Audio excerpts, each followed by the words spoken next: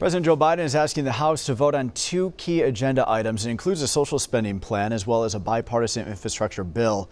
Both bills have gone through several rounds of negotiations on Capitol Hill.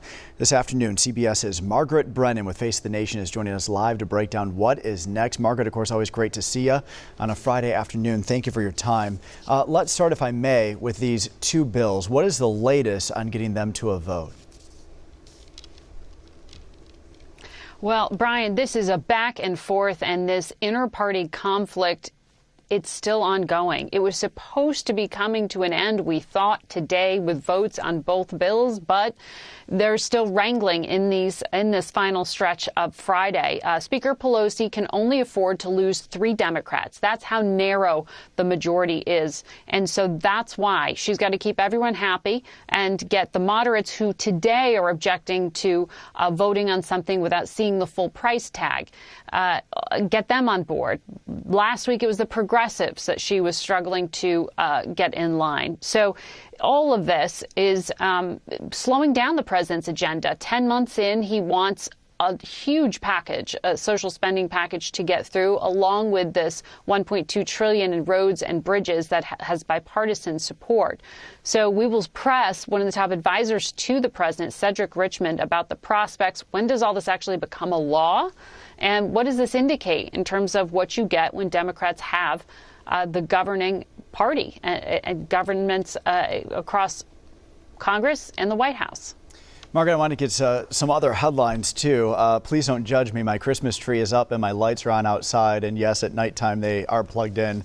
We are entering the Christmas shopping season, Margaret, and we get really excited here in Oklahoma for Christmas.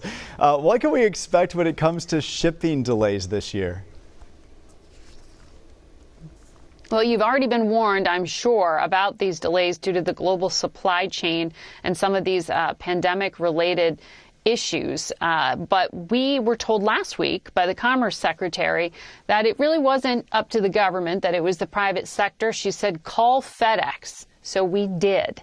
And we have the CEO of FedEx joining us Sunday to talk about whether shipments will speed up, whether they can put more workers into centers to actually truck goods, for example, fly them across the world from some of these places where manufacturing has been backed up, where there have been goods just sitting on ships, not able to come into port, for example, here in the United States because there aren't enough dock workers.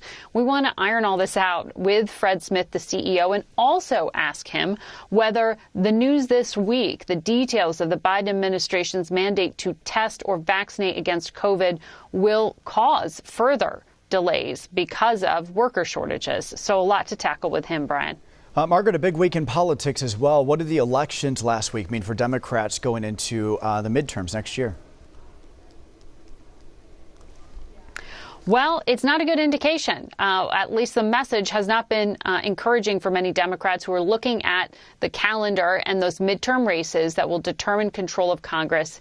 And what you saw in Virginia and what you saw in New Jersey says there's not a lot of enthusiasm, at least in those two states. So what did we learn? We're going to break it apart with the former governor of Virginia, now senator from that state, Tim Kaine. I'll have some expert analysis from my colleague, John Dickerson, along with Amy Walter of the Cook Political Report, who has really been looking through the internals to tell us what it also indicates for Republicans. You saw a candidate in Virginia keep former President Donald Trump really at an arm's length, and he still won the race. Does that indicate for Republicans a new trend?